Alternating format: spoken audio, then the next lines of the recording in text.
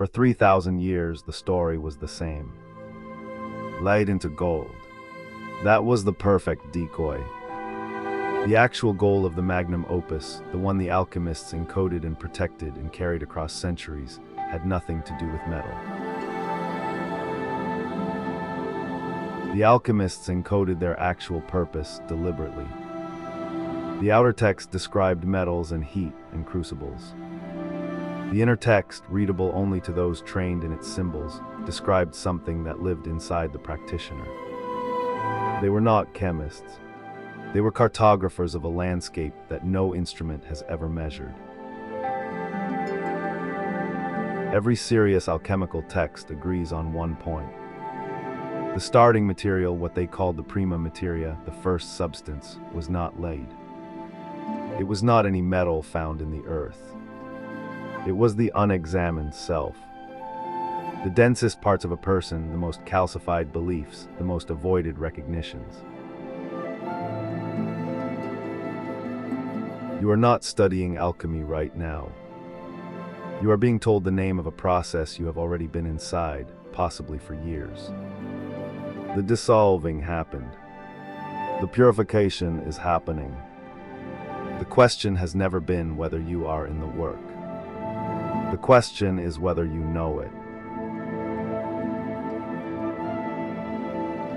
The oldest alchemical text still surviving is called the Emerald Tablet. Its core teaching is this: what exists in the upper realms also exists in the lower. What exists inside the practitioner shapes what they encounter outside.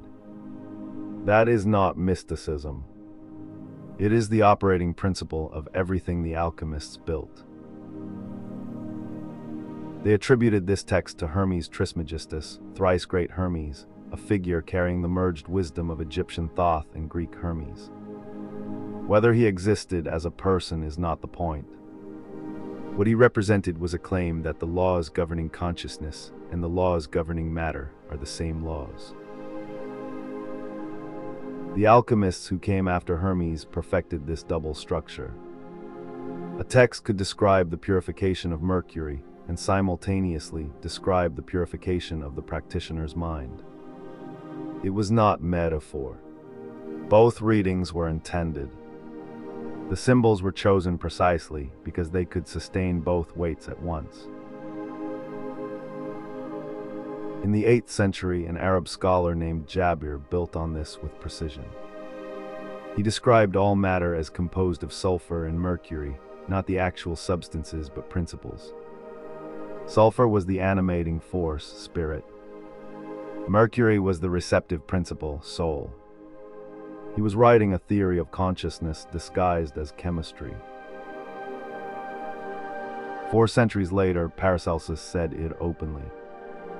The purpose of alchemy, he wrote, is not to make gold. It is to make medicines. But he went further. The alchemist who has not first transmuted himself cannot transmute anything.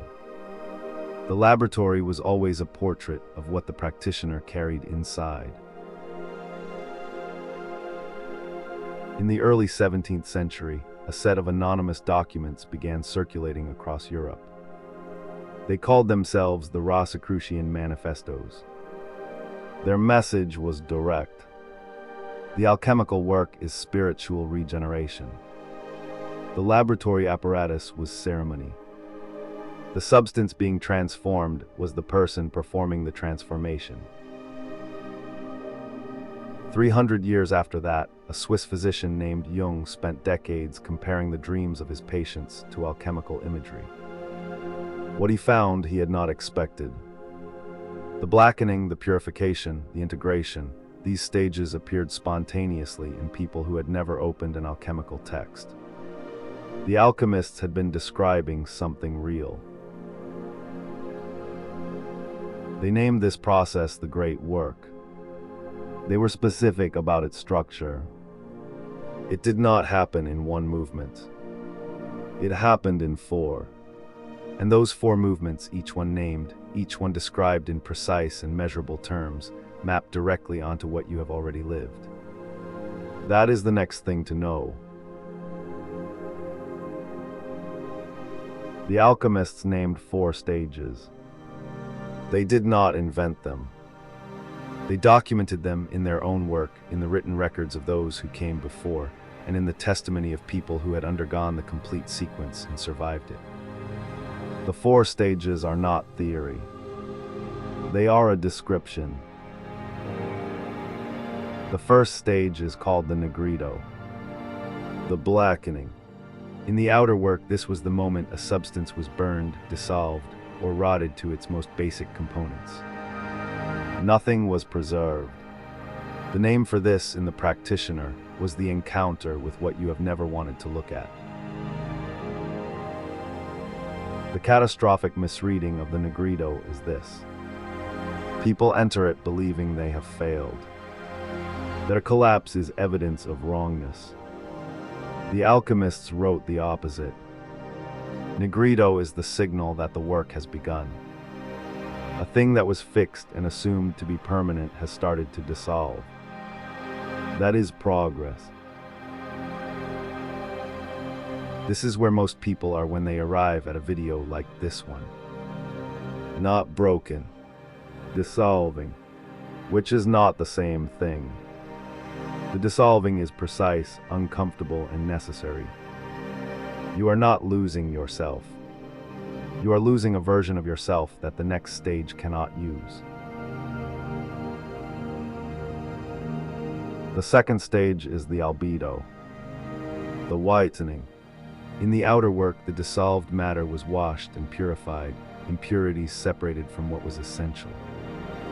In the practitioner, the first emergence of clarity from the chaos of the Nigredo. Not comfort, not peace. The first perception of what remained after so much dissolved. The Albedo does not feel triumphant. It feels exposed. What has been washed clean is also unguarded. The stories you used to tell about your pain are gone. The familiar explanations fail. You are left with a self that is smaller and more honest than the one you brought into the Nigredo. The third stage is the Citrinitas, the yellowing. Later alchemists nearly erased it from the literature, collapsing it into the Albedo. It is the preliminary warmth, the knowledge that something new is forming before it has taken shape. Most people name this restlessness. It is not. It is orientation. The fourth stage is the Rubedo, the reddening. This is where most accounts of alchemy end, because it is where the philosopher's stone appears. Not a discovery, not a gift, a production. What was dissolved, washed, and reoriented is now integrated. The split closes. The person stands whole. The alchemists were specific about what the Rubedo produced. A person who had completed the Nigredo, the Albedo, and the Citrinitas, and reached the Rubedo was said to carry a capacity no earlier version of them possessed. Not power over others. The capacity to transmute any experience. What enters as weight exits as understanding. These 4 stages describe what the work does. They say nothing about what it starts with. The alchemists had a name for the starting material. They called it the Prima Materia. What they wrote about it, what it actually is, almost no one reads carefully enough. That is the next thing. Prima Materia is described as the most common substance in the world, present in every person, worthless to those who do not know what it is. The alchemists spent pages defining it without naming it. What they described, once you read carefully, is everything you have never examined in yourself. The texts do not say prima materia is something a person lacks. They say it is what they already carry. Your most persistent patterns, the ones you return to without choosing, those are not the obstacle to the work. They are the starting material. There is a noted irony in the texts. The person searching for Prima Materia always passes directly over it. They describe it as what most people avoid looking at, the residue left behind, the part of experience that resists explanation. It looks exactly like what they have been running from. Solve et coagula is the operative instruction of the entire tradition. Dissolve what is false, crystallize what is true. Every major alchemical text returns to this sequence. It is not a metaphor they invented. It is a description of something they believed happened inside a person, not inside a flask. The dissolving part, which they called solve, does not feel like progress. It feels like a story you have told yourself for years, becoming unable to maintain itself. An explanation that always satisfied you begins to fail. This is what the false compound separating from itself actually feels like from the inside. The crystallizing part, which they called coagula, arrives unannounced. There is no declared moment. You notice instead that where an old reaction once came automatically, a new response has arrived in its place. Something has settled into a different configuration. The alchemists said this was not a gain, but a recognition. The alchemists did not say a person must find the prima materia. They said a person must recognize it as what is already present. You are not looking for the starting material somewhere ahead. You are standing inside it. The work does not begin when you find it. It began when you were born. The philosopher's stone appears in the texts under dozens of names. The Red King, the Great Elixir, the Tincture. What they all describe is not an object but an achieved state. Every text that treats it as something to be found in nature is, the alchemists said, reading the wrong genre from the start. The stone cannot be transferred. This is stated explicitly. A person who has completed the work cannot give the result to another person. The accounts describe transmission as impossible because what has changed is the person who did the work, and the person cannot be separated from the change. It cannot be purchased. The texts address this at length and with unusual sharpness. A person who has not done the dissolution cannot acquire the result of the dissolution. There is no price for this, not because it is priceless, but because exchange demands two parties who already possess what they are trading. The texts describe something they call the multiplication effect. Once the work is complete, a small quantity of the stone can, when brought into contact with base material, transform it. They use this to describe what happens when someone who has completed the work is present with someone who has not. Not instruction. Contact. There is a consequence to this that the tradition treats as central. If the stone cannot be given, then no tradition can transmit it. No lineage can carry it across generations intact. What a lineage transmits is the map. The work has to be done by whoever is standing in front of the material. Why they encoded the stone as a physical object has a simple answer. If authorities knew that a person's interiority was the subject of the work would be suppressed. So they wrote about mercury, sulfur, and a red powder that turned lead to gold. This was not deception. It was safety. What remains after the work is not happiness or peace or even certainty. The texts are careful about this. They say the person who completes the Rubedo finds that what was once volatile in them has become fixed. What was once reactive has become stable. Not the absence of difficulty, a different relationship to it.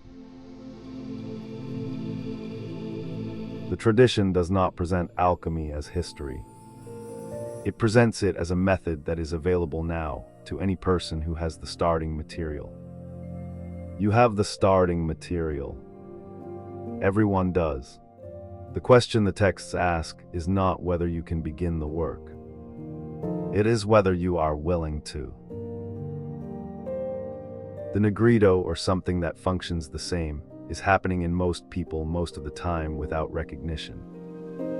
When the texts say the starting material is everywhere, this is what they mean. The dissolution is not something that must be arranged. It is something that must be recognized. What the alchemists called the furnace, the Athener, was not a metaphor for effort. It was a metaphor for sustained attention. The work does not demand that a person become different from what they are. It asks that they look at what they are without adjustment for long enough to see what is actually there.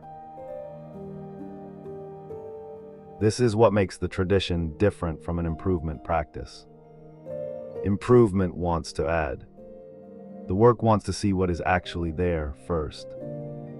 The alchemists said that a person who has not looked at their Prima Materia directly has not yet begun. Looking is the beginning. The Athener was never absent. The furnace the alchemists described has been operating in you since the first experience you could not explain and could not release. The work has a name now. What you do with that is the only part the tradition could never write down.